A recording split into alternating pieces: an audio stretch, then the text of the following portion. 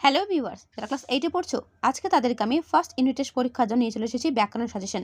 হ্যাঁ, তোমরা অনেকে আমায় কমেন্টে জিজ্ঞাসা করেছিলে ব্যাকরণ সাজেশন কী কী করবে। তো দেখো, তোমাদের ব্যাকরণ রয়েছে দল, ওকে, দল রয়েছে, ধ্বনি পরিবর্তন রয়েছে, আর রয়েছে প্রবাদ প্রবচন। তো আজকে তোমাদের যেগুলো আমি বলে দেবো সেগুলো প্রত্যেকটা কিন্তু পরীক্ষার জন্য গুরুত্বপূর্ণ রয়েছে, তাই ভালো করে দেখবে এবং এগুলো ভালো করে যাবে। তোমার দল থেকে আসবে দল ক প্রকার, দল কী কী, মুক্ত দল, রুদ্ধ দল, ঠিক আছে, এটা ভালো করে দেখবে। দল বিশ্লেষণ করে তোমাদের পরীক্ষাতে কিন্তু এই ফার্স্ট ইউনিট টেস্টে থাকবেই। তাই আমি দল থেকে যে কটা প্রশ্ন তোমাদের সামনে তুলে ধরছি, এগুলো প্রত্যেকটা কিন্তু ভালো করে করবে, তাহলেই হবে। এখানে দেখো কিছু দলের কিছু বিশ্লেষণ করে দেওয়া আছে, যেমন জলছবি। জলছবিকে ভাঙলে কীভাবে উচ্চারণ করবো, জল তারপর ছ তারপর বি। তাহলে এখানে কটা দল, এরকম তোমাদের প্রশ্ন করবে।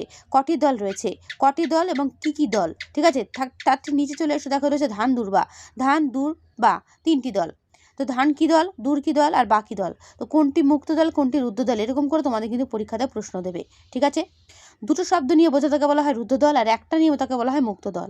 যেমন এখানে ধান আর দূর হচ্ছে রুদ্ধ দল, আর বাটা হচ্ছে মুক্ত দল। তো এইভাবে তোমাদের কিন্তু পরীক্ষাতে দল বিশ্লেষণ দেবে। আরও ভালো করে বুঝতে গেলে এই উদাহরণগুলো ভালো করে দেখো, যেটা তোমাদের সামনে আমি তুলে ধরছি। এগুলো ভালো করে দেখে যাও, পরীক্ষাতে দেখবে এর মধ্যেই কমন পাবে। হয়তো শব্দটা হয়তো আলাদা দিতে পারে, বাট আমি যেগুলো বলছি সেগুলো করে যেও।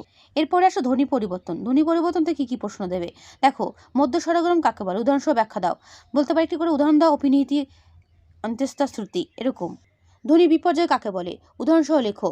ধ্বনি পরিবর্তন ধারাগুলো কী কী, ধ্বনিলোপ বলতে কী বোঝায়, এগুলো প্রত্যেকটা প্রশ্ন দেখে যাবে। বাংলা 30-এর মধ্যে পরীক্ষা হবে ঠিকই, বাট ব্যাকরণ যদি না পারো 30-এ 30 পাওয়া কিন্তু সম্ভবই নয়। এখানে যে কটা প্রশ্ন দাগানো রয়েছে এগুলো প্রত্যেকটা কিন্তু ইম্পর্টেন্ট রয়েছে, ভালো করে দেখে যাবে। এগুলোর বাইরে কিছু দেখার দরকার নেই। যে বা যারা আমার এই ভিডিওটা দেখছো তাদেরকে আমি একটাই রিকোয়েস্ট করবো, এই যা আমি দিচ্ছি এগুলোই করে যেও। এরপরে থাকবে তোমাদের প্রবাদ প্রবচন। দেখো এখানে কিছু প্রবাদ দাগানো রয়েছে, এই প্রবাদগুলো দেখবে, তাদের অর্থটা দেখে রাখবে। কারণ প্রবাদের মানে না জানলে প্রবাদ নিয়ে বাক্য রচনা করা সম্ভব নয়, ঠিক আছে। কীরকম দেবে, একটা প্রবাদ দেবে এবং সেই প্রবাদের মানে একটা করে বাক্য রচনা করতে দেবে।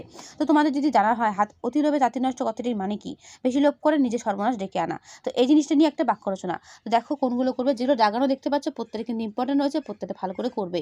ভিডিওটা পজ করে একবার দেখে নিও। এছাড়া যেগুলো করবে, যেগুলো দাগানো রয়েছে। তো ক্লাস 8-এর এই হলো বাংলা ব্যাকরণ সাজেশন, পুরো 30 নাম্বার পুরো বাংলা সাজেশন তোমাদের আমি চ্যানেলে দিয়ে দিয়েছি। যারা এখনও বাংলা সাজেশন দেখেন না কিন্তু অবশ্যই চ্যানেলে এসে ক্লাস 8 প্লেলিস্ট ফলো করে দেখে নিও। আর ব্যাকরণ আমি যেগুলো এখন শর্টসে দিলাম এগুলো করলেই হবে, ঠিক আছে। তার অবশ্যই কিন্তু এটা বন্ধুদের কাছে শেয়ার করে দিও যদি ভালো লেগে থাকে।